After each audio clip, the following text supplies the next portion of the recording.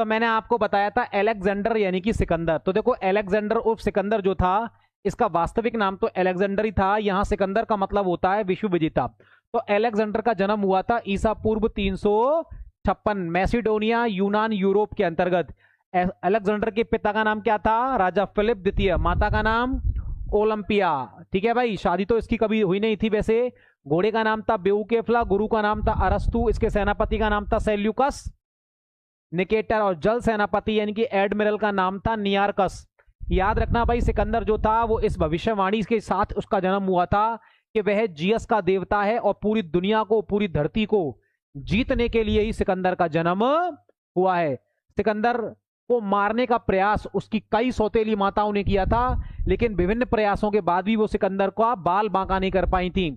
और एटलीस्ट सिकंदर 20 वर्ष की आयु में अपने पिता राजा फिलिप द्वितीय की मृत्यु के बाद मैसिडोनिया का राजा बन गया था भाई।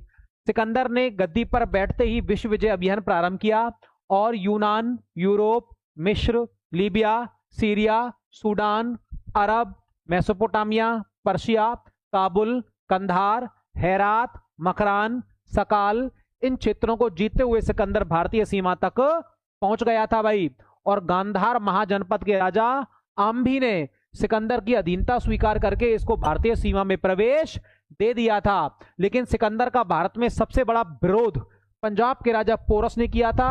सिकंदर और पोरस के मध्य ईसा पूर्व 326 में झेलम का युद्ध हुआ, जिसे वेतस्ता का युद्ध या हाइडेस्पीज युद्ध के नाम से भी जाना जाता है। और इस युद्ध में माना जाता है भाई सिकंदर का घोड़ा बेउकेफला मारा गया था। सिकंदर मरणासन घायल हुआ था।